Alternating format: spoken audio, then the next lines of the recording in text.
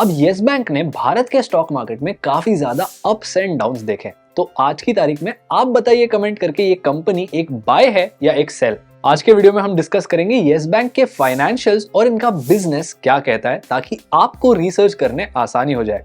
मैं आदित्य अयंगार CFA आपका स्वागत करता हूं मास्टर द मार्केट में, एंजल वन की सीरीज जो यहां हर संडे मार्केट से जुड़े आपके सारे कॉम्प्लेक्स सवालों को सुलझाती है। शुरू करने से पहले हमारे यूट्यूब चैनल को सब्सक्राइब कीजिए और बेल आइकन दबा लीजिए ताकि ऐसे हाई वैल्यू एजुकेशनल वीडियोस आपसे मिस ना हो। भारत के बैंकिंग लैंडस्केप में येस बैंक एक 66,000 करोड़ की large cap full service bank है जो बैंकिंग के साथ ही ब्रोकरेज और मर्चेंट बैंकिंग जैसे बिजनेसेस हैंडल करती है। अब हाल ही में इस कंपनी की वैल्यूएशन $5 बिलियन के ऑल टाइम लो पर जाके फिर एक बार ऊपर आई है। तो चलो आज समझते हैं इस बैंक का बिजनेस, इनकी हिस्ट्री और इनके फाइनेंशियल्स। करंटली इस बैंक के 1192 ब्रांचेस है, 1300 से ज्यादा ATMs जो 300 से भी ज्यादा डिस्ट्रिक्ट्स में मौजूद है। 2020 में हुआ यह था कि येस बैंक के जो सारे कॉर्पोरेट लोन्स थे वहां पर बहुत से लोन्स डिफॉल्ट कर गए और खराब हो गए। इसी की वजह से प्राइवेट और पब्लिक इंस्टीट्यूशंस जैसे SBI, ICICI bank, federal bank, HDFC bank ने इक्विटी इन्फ्यूजन से येस बैंक को बचाया। इस चीज को बोला जाता है एक कॉर्पोरेट बेल आउट। और इसके बाद येस बैंक की मैनेजमेंट को चेंज किया गया और करंटली येस बैंक ने एक FPO भी किया था, यानी फॉलो ऑन पब्लिक ऑफरिंग, जिससे इन्होंने पब्लिक मार्केट से और ज्यादा कैपिटल लिया। और करंटली इस बैंक की जो इक्विटी है वो नियरली डबल हो चुकी है। इस केस में इक्विटी माने इक्विटी कैपिटल, यानी जो सारे पैसे कंपनी ओन करती है, ना कि लोन फाइनेंसिंग से आते हैं। कट टू टुडे काफी ज्यादा स्ट्रिंजेंट मैनेजमेंट के बाद बैंक के जो ग्रॉस नॉन परफॉर्मिंग एसेट्स है वो 2.2% पे है और नेट नॉन परफॉर्मिंग एसेट्स 0.8% पे, जो इंडियन बैंकिंग सेक्टर के एवरेज के करीब आ रहे हैं। बैंक की नेट इंटरेस्ट मार्जिन 2.8% है। बैंक का जो कासा रेशियो है, जो बैंक के फाइनेंसिंग के लिए काफी ज्यादा सस्टेनेबल सोर्स माना जाता है, वो भी 29.4 से 30.8% पर ग्रो हुआ है। ये पिछले 6 क्वार्टर्स का हाईएस्ट है।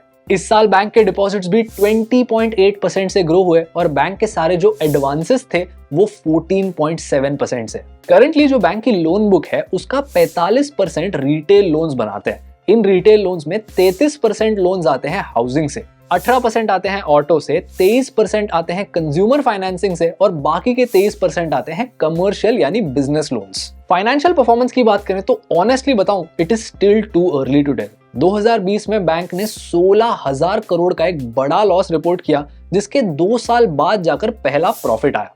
लेकिन हाल ही में बैंक फिर एक बार शायद एक ग्रोथ ट्रेजेक्टरी की तरफ बढ़ रही है। पिछले 3 सालों में बैंक के जो रेवेन्यूज थे वो 11% के CAGR से ग्रो हुए।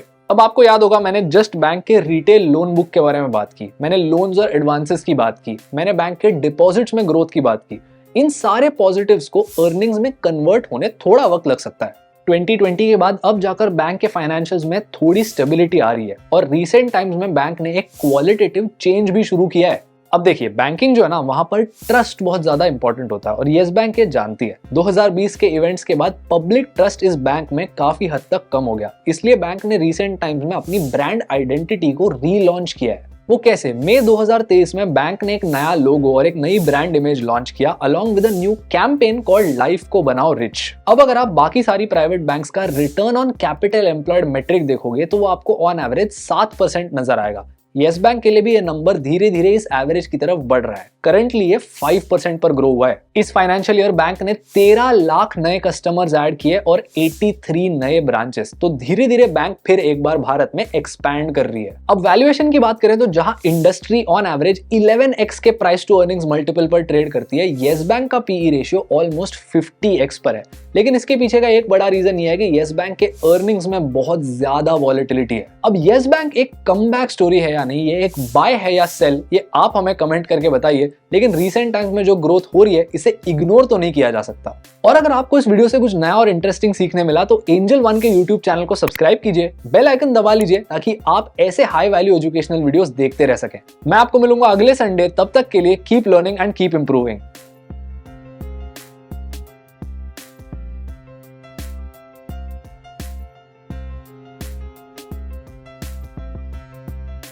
Investments in securities market are subject to market risks. Read all the related documents carefully before investing.